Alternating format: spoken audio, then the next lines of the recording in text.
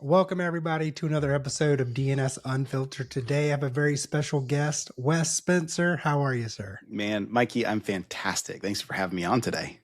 We were just laughing before this. Like, Wes and I have seen each other in aisles and conference rooms and stuff from a distance or whatever. But we've never had a chance to speak. So this is great. It's great that we get to record our first conversation. If MSP people are Pokemon cards, I've finally collected my last one today, which is so I'm not great. on the Pokemon card, but I appreciate it. It's like, no, stop. So I was doing a little research, as one does, and one of the call outs on your LinkedIn profile says that you are a recovering cybersecurity guy. So I'm just trying to figure out what you're recovering from. Yeah. And kind of what made you walk away from pure security to the people side. Yeah. I mean, what an opener question, right? I mean, there's no question, little tongue in cheek there, but there's no question, cyber's been in my DNA, since I was in high school, right? I mean, I was a little punk script kiddie, way back then, doing stuff I shouldn't have with NetBus and Sub 7. And I can't believe I still remember those tools, right? So it's always who I am. But I had this conversation many times with my co-founder, Kyle Christensen, and I'm curious what you think, and also I've had the same conversation with some of my enterprise security friends of, have security people really ever truly gotten a board seat at the company? Do they really have a seat at the table, or are they there because regulation says they have to be? And, I wouldn't go so far as to say cyber has been broken or cyber has never really done what it's said to do. But ultimately, if it's a risk mitigation function of the business, how effective have we been in the aggregate, looking at so many breaches over the years, and we still struggle with some of the same things? And so, I sometimes look at that and I just, to put the other hat on to say, have we as an industry and a group of professionals, specifically in cyber, I don't mean just the MSP space, but just altogether, have we really actually grown up? Have we really actually got to that next level? And I'm not the one with the authority to answer that, but I do ask the question. I do feel compelled to answer that question. I'd love to hear your thoughts. I have no good answer. I think security people have deserve a seat at the table. I don't think our presentation is always well received or polished enough to be effective. Maybe that's part of the problem. My online handle has CISO in the title. So it's like the CISO is the person who can wear the business hat but understand the technical aspects. And that's a kind of a parody for me. But it is something interesting to ponder, why our security people left out of a lot of the conversations around strategy. Yeah. And I can say, again, talking to some of my enterprise security friends who are CISOs or report up to a CISO, they get frustrated often that, to your exact point, those people, they actually can't see the big picture. And so the only reason they might have a seat at the board table is because regulation sort of forced them to. But when they're brought up there, they just don't see the entire picture of where the business is going and why. And it's very much like, we have to have a budget for this one thing because I say we need it.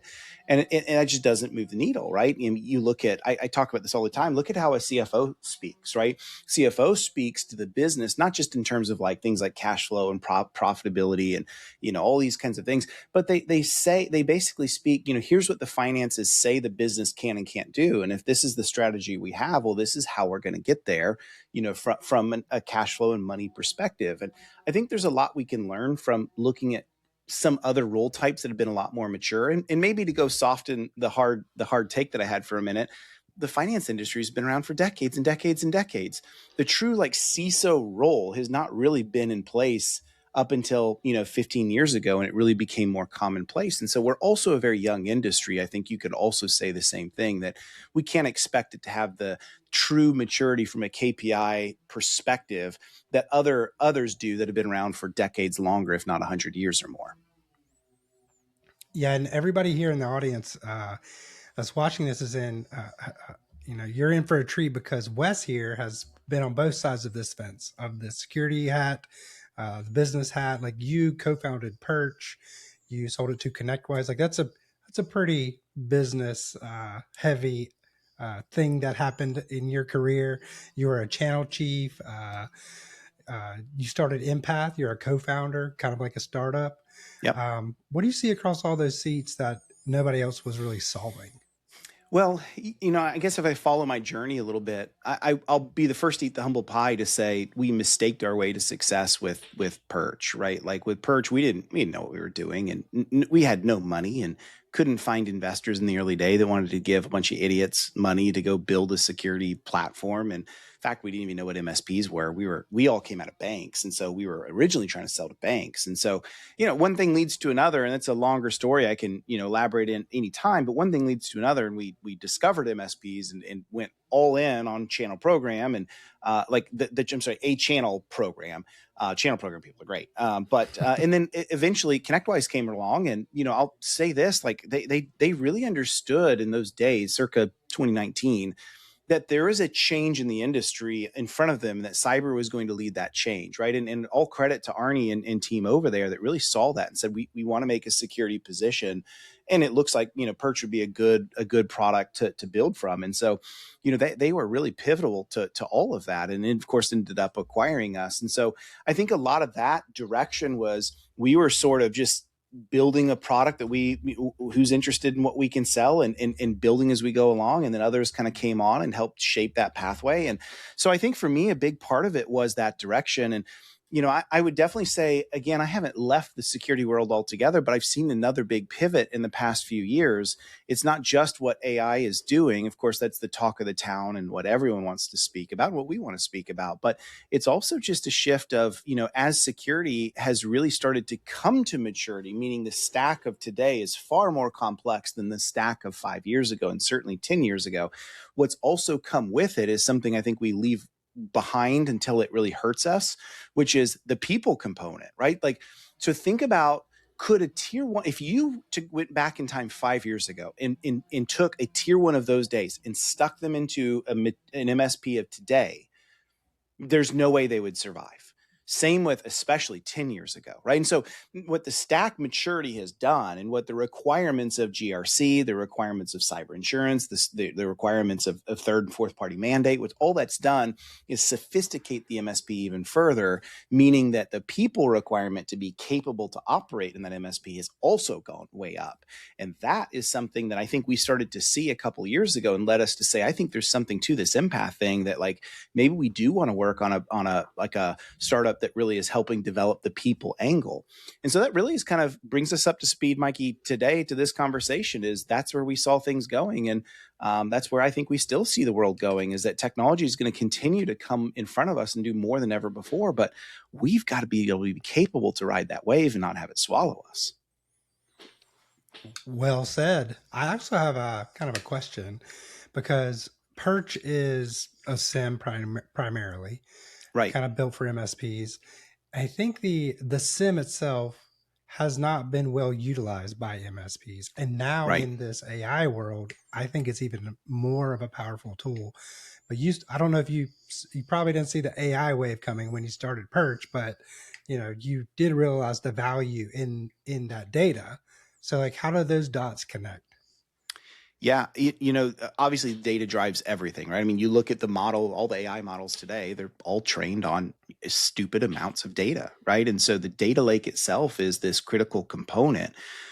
We've even started to find, just off, a bit of a rabbit trail for a second, but we've even done some of that in Empath, right? We're starting to put all of our tooling and all of our data into one centralized data lake that we can decision upon. Everything from HubSpot as the CRM to, our feature request kind of capabilities, our ticketing systems, all the things that we're starting to feed as much as we can into our data lake, so that we can have an MCP that we can query it in real time with actual data internally, right? And so I do think, like one of the reasons that a SIM just didn't do well in those early days was that ultimately, because, as you said, it is a data lake, it has enormous amounts of information, but what can we actually efficiently action on?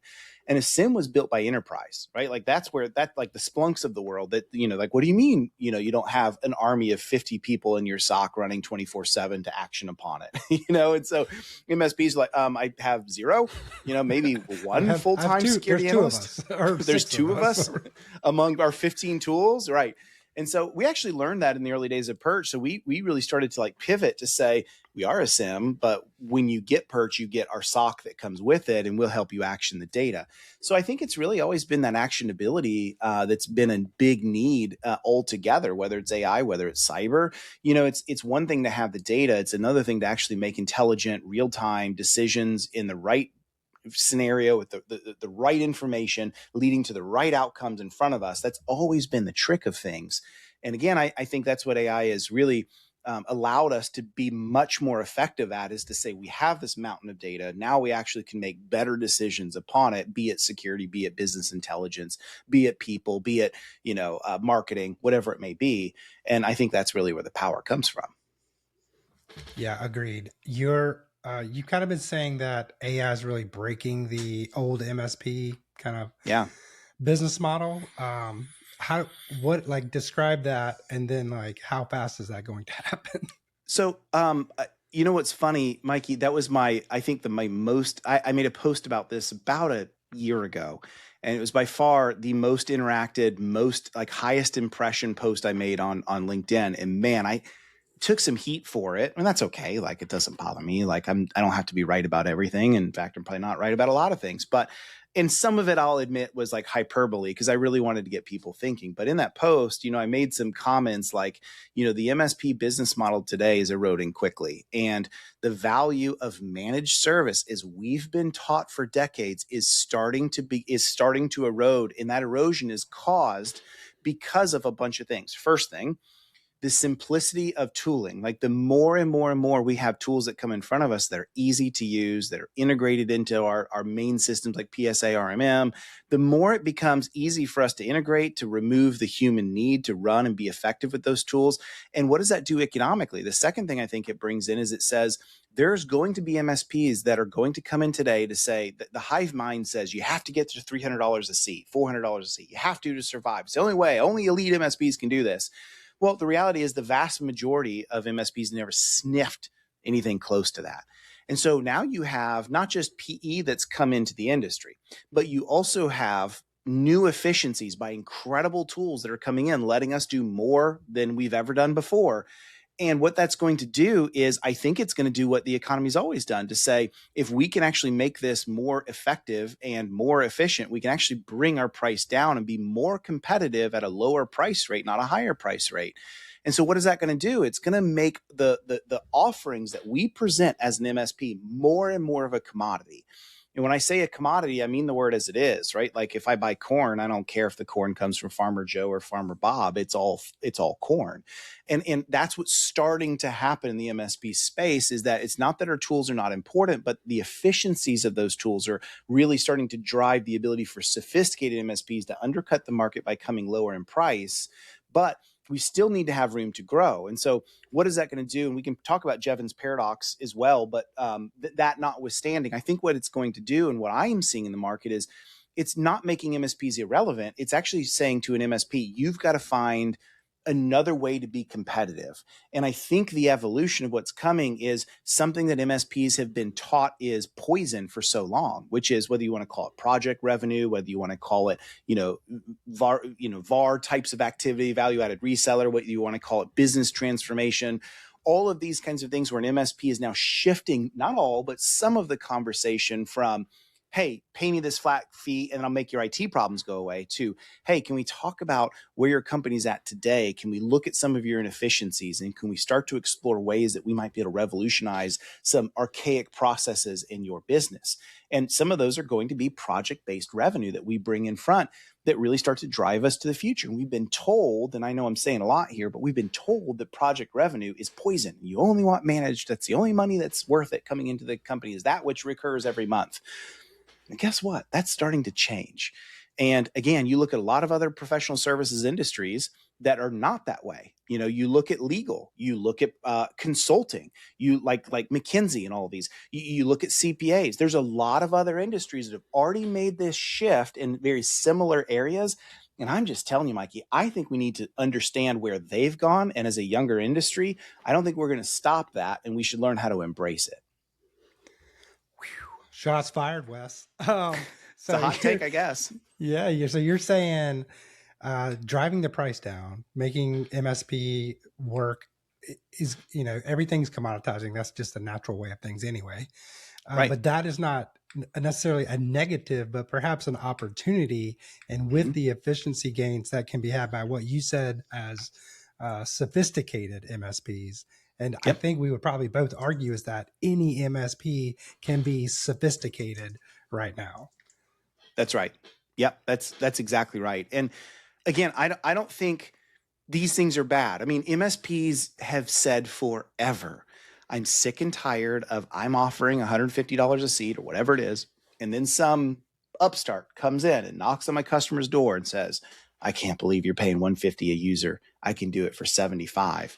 And the client's like, well, that sounds cheaper. Let's go ahead and move to you because, again, as a commodity, all things are the same. Why should I not move? And it's been frustrating. Great MSPs have had their feet, just kicked from under them through no fault of their own. And I tell MSPs all the time, I'm like, what's happening in our industry is awesome because now it's giving you two advantages. One is you can actually become more efficient to where you can destroy those upstarts because you have the efficiency to operate really cleanly and continue to compete. So they come in at some low price that you actually can be very effective on. But secondly, I think way more important than that, I think is that now if you can learn to speak to the business about what their problems are and how you can present intelligent, effective solutions for them, and you're actually showing that you're making their business better, faster, more profitable, more scalable, any of those kinds of things. When upstarts come in, what does the client say? Shut up, nerd. Get out of here. I got nothing. I'm not buying a bunch of managed IT and managed cyber. I've already got that solved at a fairly good price. This business solves my problems, and they've got a seat at my table because they actually can help me get better. Right. And so now we have this great moat that I think is in front of us. And so to me, that's the opportunity, the hot take. And the question everyone listening today is this: honestly, have this question. How effective are y'all at that today? And by what evidence would you point to say you're doing that well?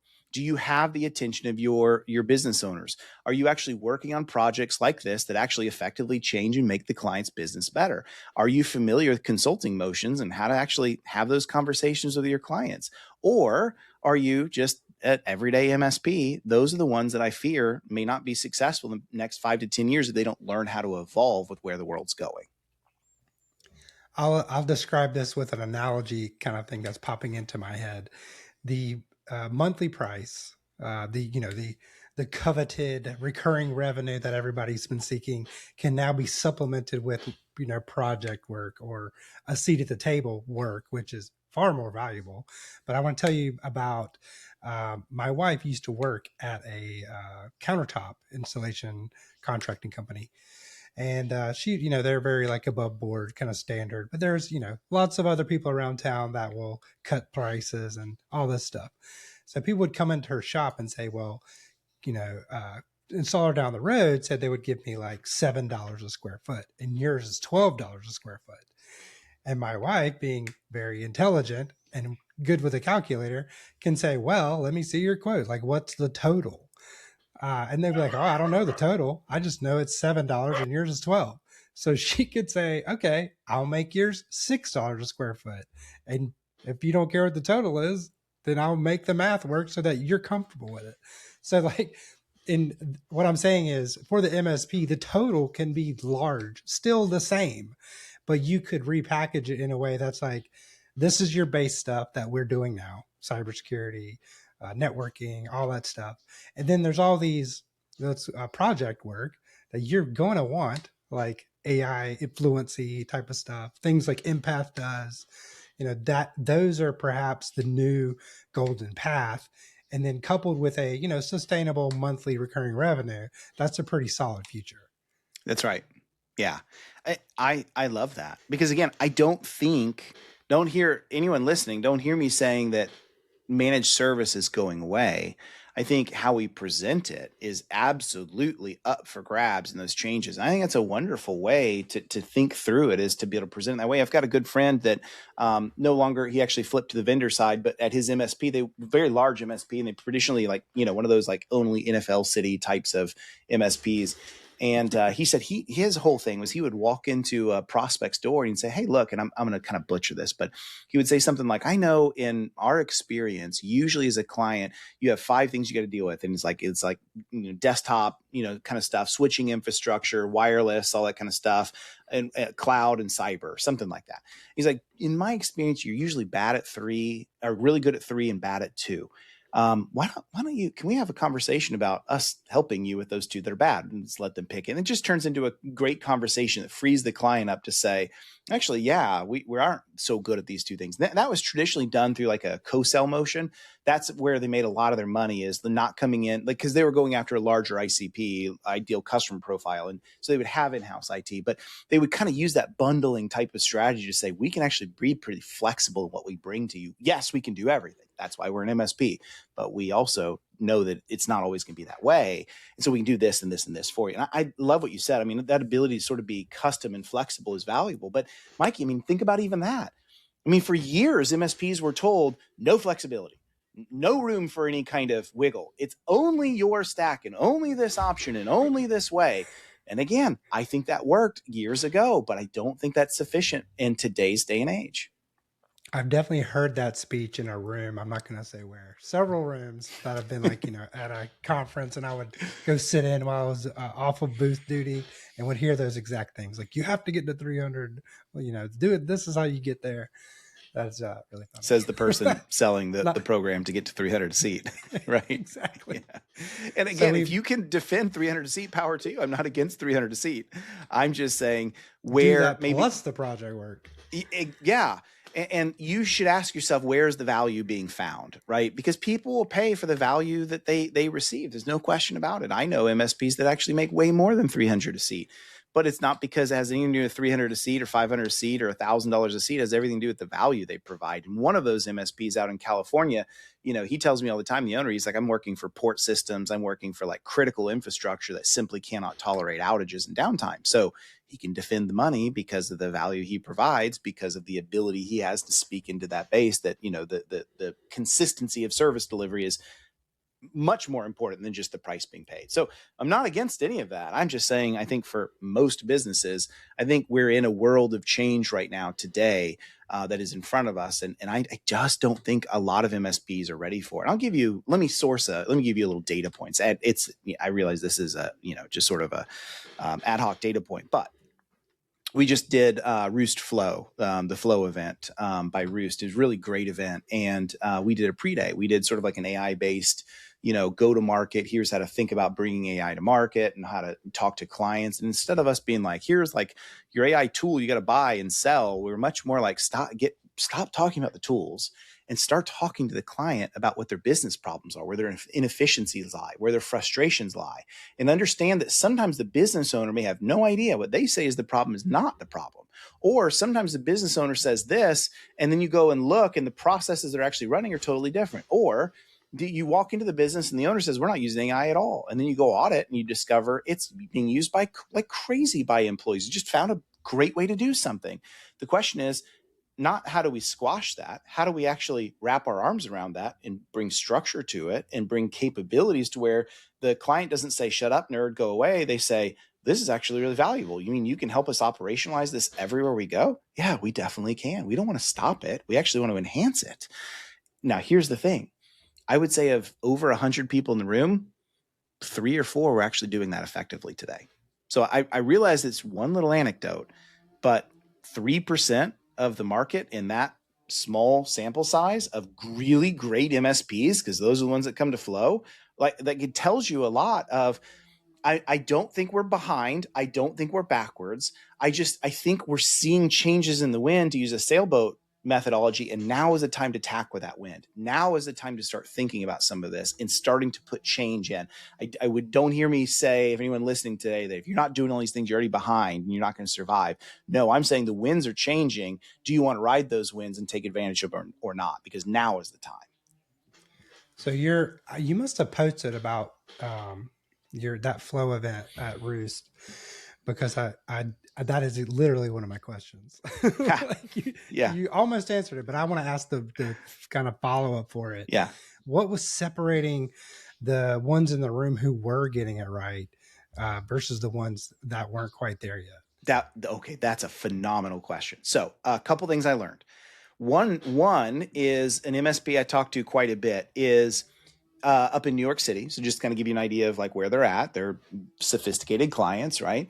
One of the things he told me was that he said, the reason I'm in this training is because I don't think we're doing it all right, but we've already started it. And that's just it. Like literally just getting it going. So like if you're a business owner today, if you're a VCIO today, if you're some type of technology leader in your MSP today, literally finish this podcast and then get it started. And here's how I get it started. Pick your favorite client that you know well, that trusts you, that likes you, and just said, hey, I don't know about you, but like I'm listening to these podcasts and I'm seeing all this stuff happening with AI and like all this stuff. Are you seeing the same thing? You know, they're gonna be like, yeah, totally. And they're either gonna be like, we're wanting to charge towards it and they just haven't talked to you about it, or AI is Terminator and we're all going to die. It's going to be some mix of some of that, right? From one of those extremes to the other.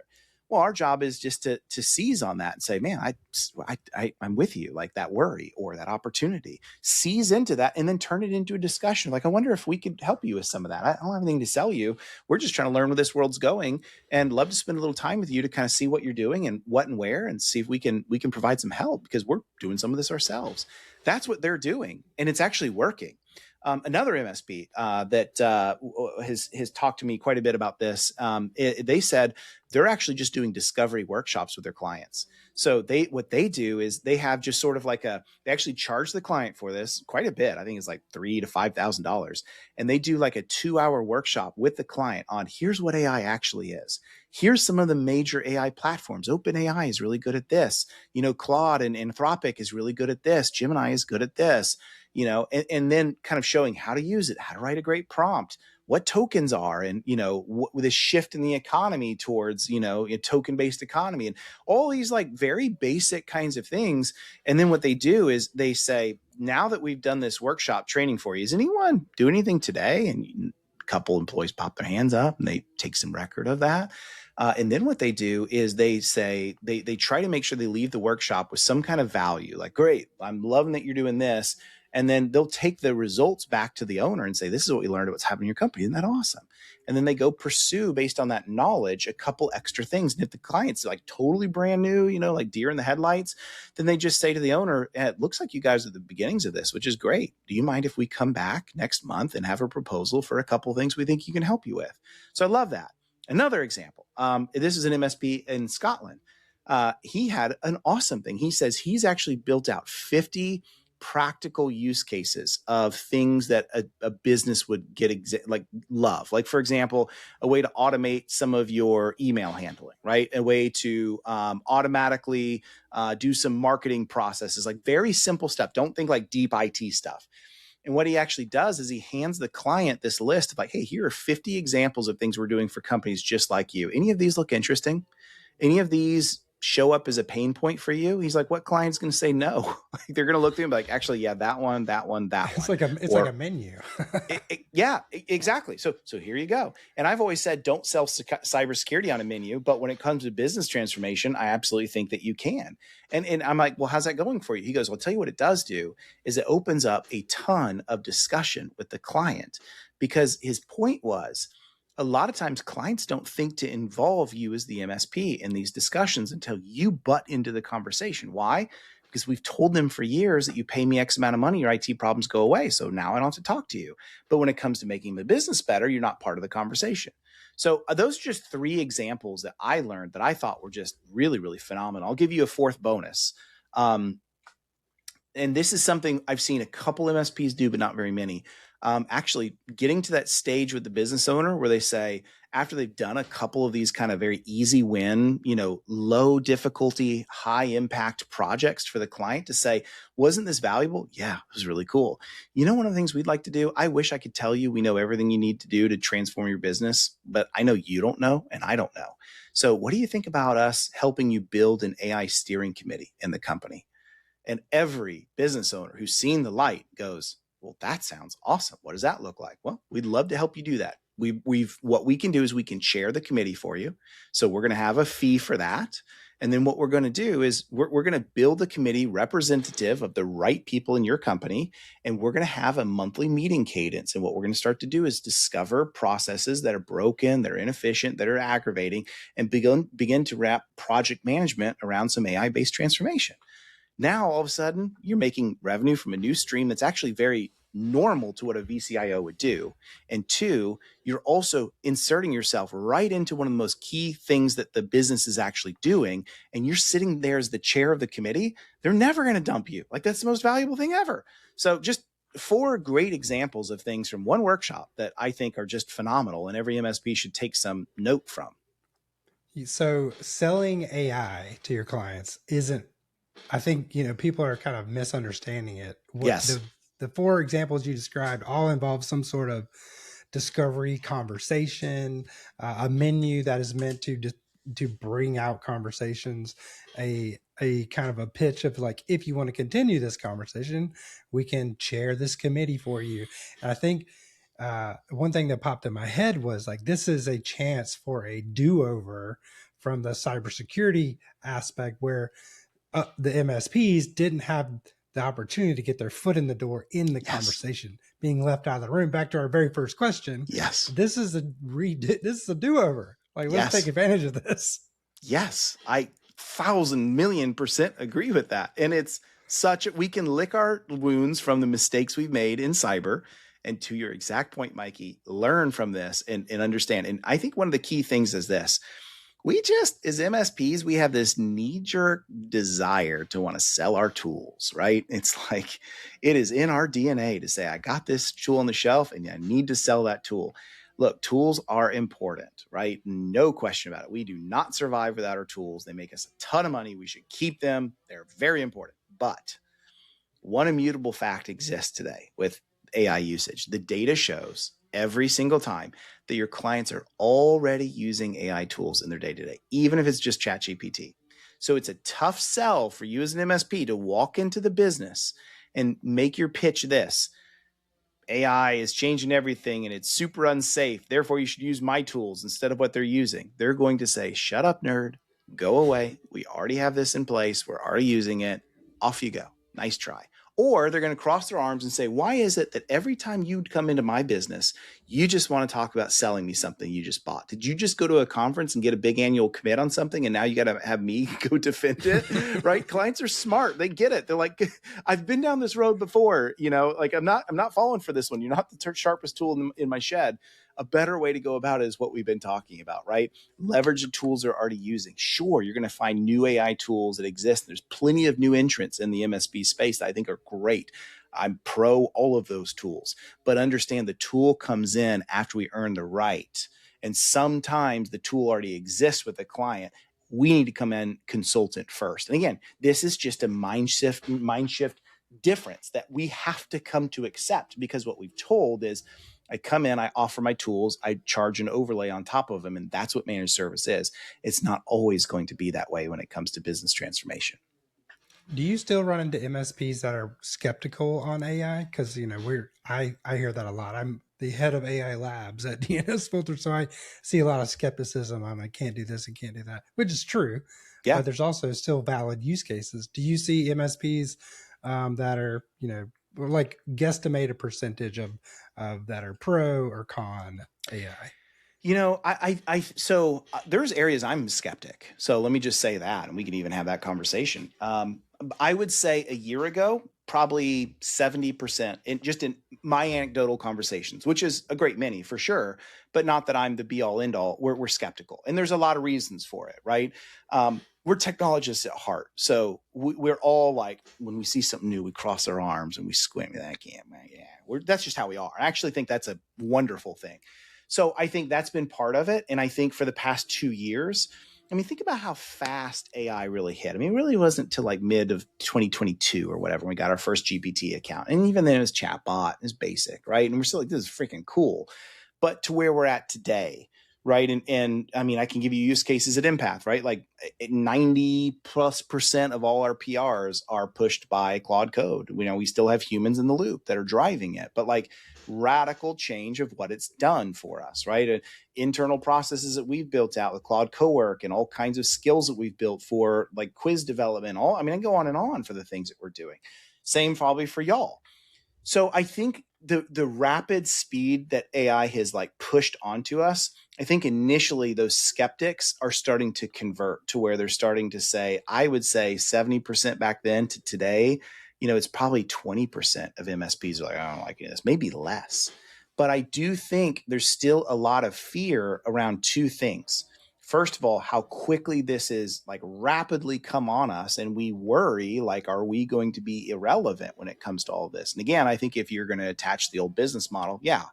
I think if you're going to understand life is changing, absolutely not. Couldn't be better.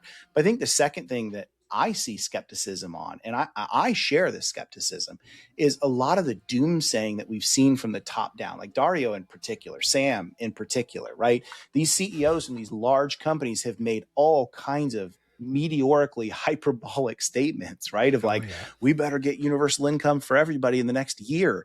They said that 2 years ago. They said like almost all of these like blue collar or white collar jobs are going to be completely eliminated now. So now they're backtracking all of it. By the way, the same guys that are having to raise billions of dollars. So they have to speak like this in order to attract the funds. And so I'll just be honest. I think while I trust a lot of the technology, I have a lot of skepticism in the leadership of some of those companies. And that is where I think we should all have a little bit of a pensive hold up moment, because they're in it for themselves, not for us. And while the technology is coming in at a rapid pace, I don't know that we should trust the leadership of where any of that is going, right? And I also think we're still so new that you want a crazy prediction? One of my dark horse winners on the AI race is going to be is Apple, who yet has done very little. I realize their new iOS release has a lot of like Siri and enhancements, but like if we're a racetrack, we've just crossed the first quarter turn. We still have a long way for these horses to go, and the winners have not been announced yet. So I think to say all of this, we still need to be a little pensive, a little careful, a little untrusting of our AI leaders today, and just understand this race is not yet finished, and we need to be very much paying attention to where it's going. Yeah, the leaders of those companies are, they have a very quantitative interest in certain things happening, and regulation being one of them. Like that will be very helpful for them if they're the only competition. So yeah, you definitely can't trust everything that comes out of corporate AI lab for sure. Yeah. But what about the other side of the fence of like, AI is very useful. Just like you said, DNS filter is doing very similar things. But there is the, team that uses a friendly AI tool to make things easier, but no one else knew about it. It's like the old shadow IT, but it's now shadow AI. What do you think are how big is it really in the MSPs you talk to? And how are they handling it? I think shadow AI is pervasive. I mean, I think the data is there. I've talked to, and in fact, I bet y'all have the data too, right? Just because you see all the DNS traffic that's going on. We do actually, yes. Let me ask you this. Like, what do y'all, before I answer the question, let me ask, what do y'all see when it comes to like AI usage down at the client level? Skyrocketing. I think we did our annual security report in January. Was about 400% year over year growth in AI tooling from the DNS side. Like that's just the domains that have AI tooling on them, and not counting ones like Microsoft, which has some AI stuff, and Outlook, right? Google, or Google Workspace. Like not counting those, it's still like 400%, and the trajectory is just growing.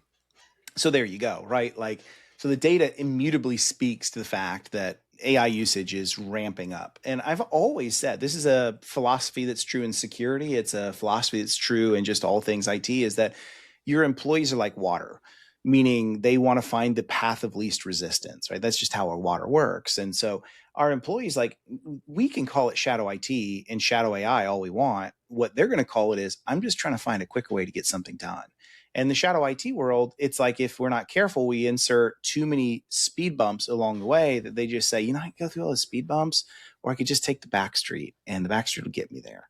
And it's not like, in almost zero cases is it the client's like super malicious. They're just trying to get their job done quickly and efficiently without the aggravations that we security nerds put in front of them, going back to the very beginning of our conversation of like, how good of a job have we actually done? But when it comes to shadow AI, the similarity follows. Like, they're just trying to get the job done. So I think it's a pervasive thing, but I don't think it's the enemy that we sometimes make it out to be. I mean, yes, don't misunderstand. You know, you shove salary data into OneNote and then make it extensible, everyone's going to query your salary. Like, that's going to happen. So like, make no mistake, you know, garbage in, garbage out every single time. And we should have those conversations. I just think that we have to earn the right to the conversation. If we walk into the client business and we say, you know, if you're just using shadow AI and all of a sudden all your salary data and corporate documents are leaking everywhere, we can help you fix that by using our tool, they're going to say, shut up, nerd.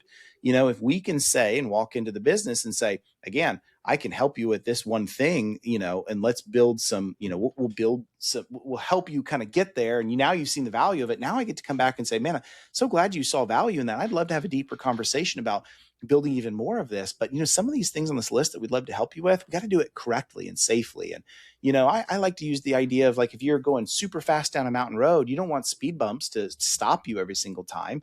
You want guardrails so that if you go too fast, instead of careening off the cliff and dying, yeah, it's going to damage your car a little bit, but it's going to save your life. And we'd love to in order to do these things, we probably need to do some cleanup on your data and some data sensitivity kind of things and some other things. Like, and now all of a sudden the client's like, oh, okay, cool. That's a necessary requirement to get the outcome. Yes to that. Instead of leading with, you know, all these scary things, the client's like, we're already using it every day. And all you're doing is get in my way. Stop, go away. And so I just think that's the way we do it. It's not that I don't care about security anymore. I care deeply. There's one thing I've learned in security leadership over the years is you have to earn the right. And a lot of times we skip that, just want to go right for the jugular, and we wonder why they resist.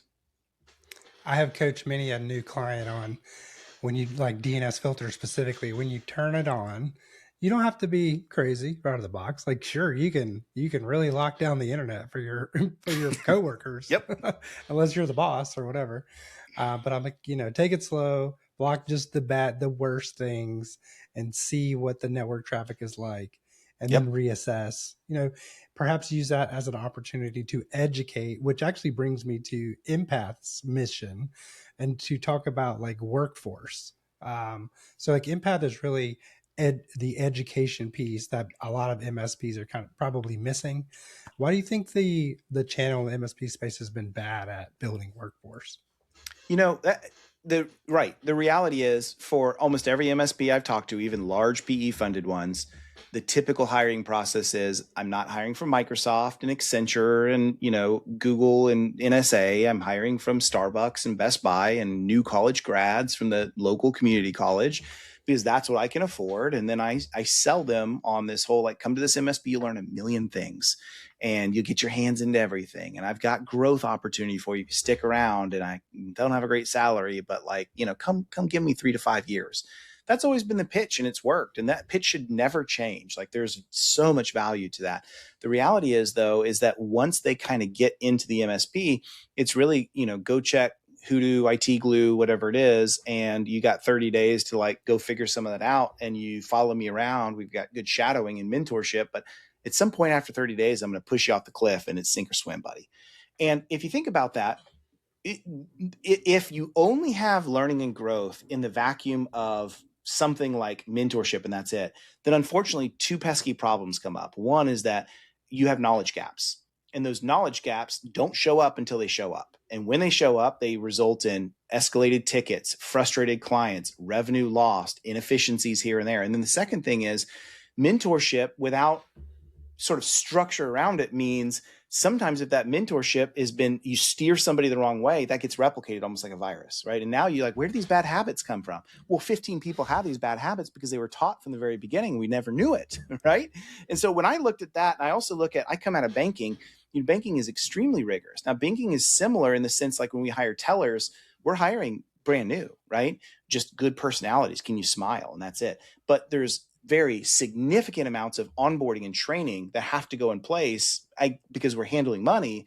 But it's significant. So I looked at that. I'm like, we don't do any of this in the MSP space. This is really backwards. And initially, when we started Empath, we had a lot of people that are like, why are you doing this? You know that so many employees will be gone from MSPs in the next 3 years because of AI. And I'm like, watch and see what happens. And what we've learned is AI has not caused anyone to lay jobs off. It's caused people to, again, going back to part of our conversation, you now have to do more with less.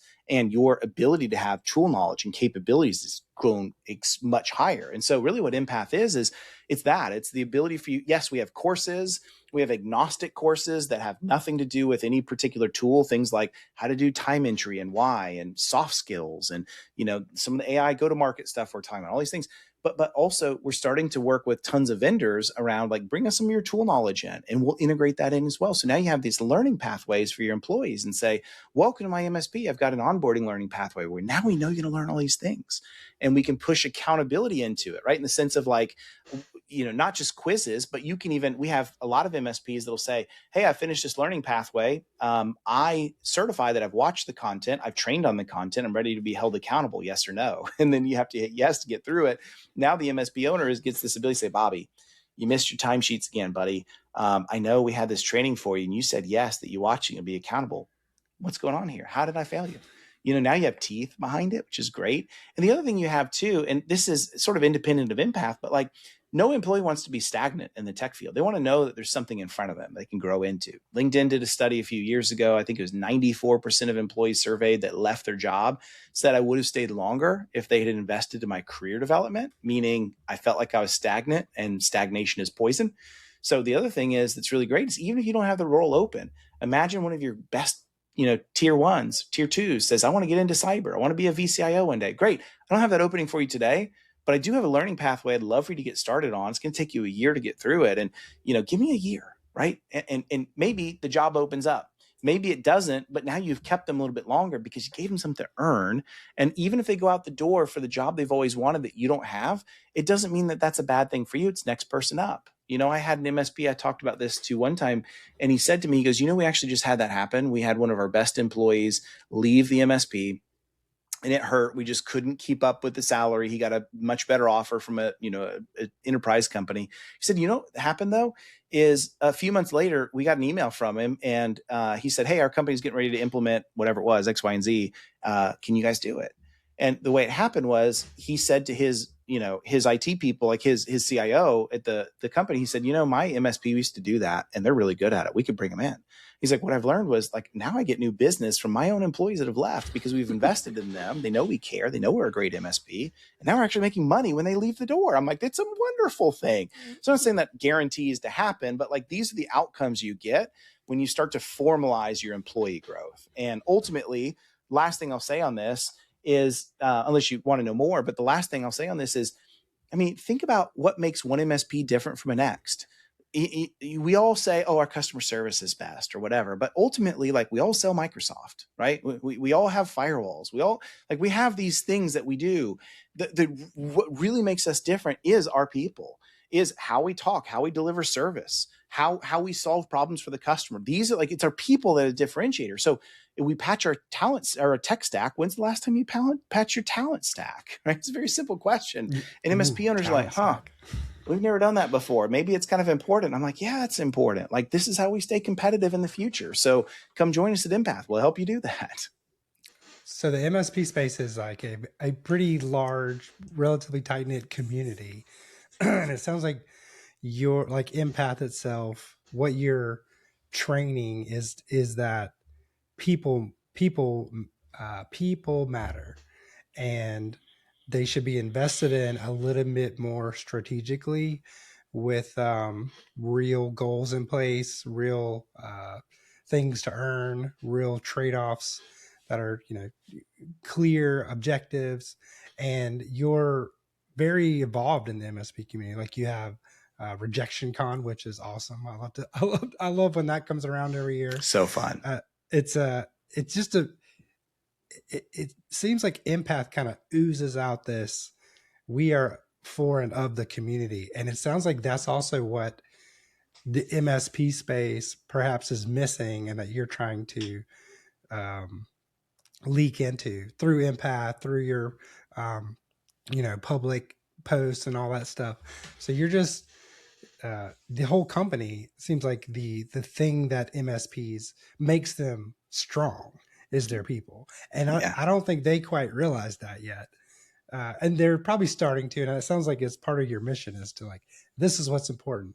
And when you make this important, it turns out you usually make money, more and more money because of it. Yeah, I thank you for saying it's encouraging to hear you say that for sure, because I think that's the bullseye of what we want to grow into and become. And we know the same way we have to earn that right. We have to go and really solve problems in a meaningful way to an MSP and help them in their journey. We know that. And you're exactly right. You do the right things for the right reasons at the right time, money will always follow. Like I'm a for-profit company. I got to make some money. I got to put some bread on the table. I need money too. But that's exactly it. I've always learned, do the right thing the right way and solve a real problem, and money, you're exactly right, money will follow. So yeah, that's really the goal for us. And, the best thing about it is we don't have to stand it alone, right? Like we love working with dnsFilter. We love working with other friendly vendors in the space, of which there are so many, because we can't solve this problem alone, right? I mean, think about, even what y'all do in terms of like DNS security is the core foundational layer of security for everybody. That's so important for us to be able to say, how do we partner up with even y'all to say, how can we have, content from dnsFilter to teach MSPs why this matters and why it has to be deployed and all these things. And so that's the other thing too, I think is really important to us, is just knowing that this is not solved by Empath. It's solved in concert with all of our vendor partners all working together. And that's kind of the direction that we've decided to go. And it's been a wonderful journey. Well, it's good to see. I think it's working out. And yeah, those dnsFilter Empath collabs are coming.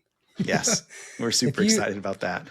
If you like fast forwarded a few years, what do you think an MSP looks like in like this new like AI era? And what do you think it's going to look like? I think a couple things. I think we will continue to see an increase in EBITDA, because we're not just merely making our profit, so to speak, from just markup on revenue, that we actually can come in and, from a service consulting perspective, there's an overlay there that really has made our EBITDA quite notable. And, that's one thing I think that is a defending rationale behind, hey, it doesn't just have to be managed recurring revenue that's the value driver for the MSP when we exit. It's also look at our increase, a significant increase in EBITDA through project revenue and business transformation and retainers and all these kind of things. So, I struggle with putting, like, you'd need to bring Kyle on, my co-founder, to get like hard numbers on like what the percentages would look like. But, today, if, 80% is managed recurring revenue, maybe we'll see a reduction into 60%, and we'll see a pretty significant increase in not just, new tools being sold, but, capabilities being delivered. So I think we're going to see sort of an ebb and flow in that. I do think on the whole, I don't think we're going to see significant increases in like help desk numbers. And what I mean by that is like automation is really driving the MSP to do more with less. So we'll have more profitable MSPs that don't have to necessarily have the bloat of growing tons of MSPs. A bit of a hot take though. I think we're in a really interesting time in the MSP space where there's been a lot of PE activity, which I know some people are really frustrated about. I am not. I think we need the PE driven, like sort of top of every industry to kind of come in and start to consolidate. That's a good thing. I think the MSPs of the future will continue to trend larger and larger and larger. But every time there's sort of this sweeping effect, or to use a farming analogy, the crops have sort of been harvested, and a lot of these like $5 to $10 million, went 1 to 2 to 3 million EBITDA MSPs have now been acquired.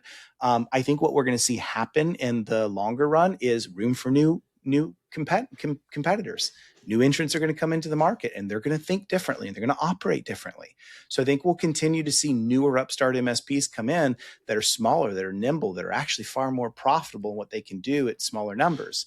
So that's where I think the industry is going to go as a whole. I think it will continue to get bigger, but there's opportunity for new entrants. And by the way, I'm seeing that happen. I'm talking to new owners often. They're like, we're doing this brand new from the ground up. I'm like, I can't wait to see it. This is great. Yeah. It's like the cycle continues. The cycle completes and then starts over. It's like yes. things grow large, other people realize the inefficiencies of the large thing and take advantage of the being like AI native, I guess would be like a good one right now. It's Yeah. like if you could start a company right now being AI native, you can move really, really fast. Like we have a few Yes. vendors that we use for certain things, and there's like a team of 5 people that are operating as like a team of 100. It's kind of crazy. That's awesome. What's one of your favorite new tools that you use? Of that specific one, actually, so we have an MCP gateway for AI tooling. So we're all, bought into AI, but connecting it to all of our tooling is kind of difficult. We have a lot Yeah. more tools than we should, like most people. So, and then there's like the marketplace for Claude or ChatGPT that has like an app and you just click it and you connect. But not every app you use is there. Right. And maybe you want a little bit more control. So we have a gateway that all those connections go through. So we get to control the permissions of each, the tooling of each. Can this person read and write or just read? And what can they read? So some type of MCP gateway to connect all of your AI tooling safely has been really helpful. That's the thing Really that cool. kind of connected us and made us kind of get over the hump of doing like actual work. And now Yeah. we're in a phase where how much permission do we give to AI? Currently, we're debating. It's debating. Yep. I love that though. What a great direction. That's really where we're going to. Same type of approach. I think that's the future. Well, thank you, Wes, for coming on and having a conversation with us here on DNS Unfiltered. I really appreciate it. Where can people find you on the interwebs, or where would you like them to find you? Who knows? But if you best place to find me is probably LinkedIn. Just Wes Spencer. I'll come right up. We do a lot on YouTube as well. If you search Empath, you'll see us there. I have a YouTube channel, but not too active on anymore. So I'd say LinkedIn, Wes Spencer should come right up. Awesome. Well, thank you, Wes. Appreciate it. Mikey, thank you.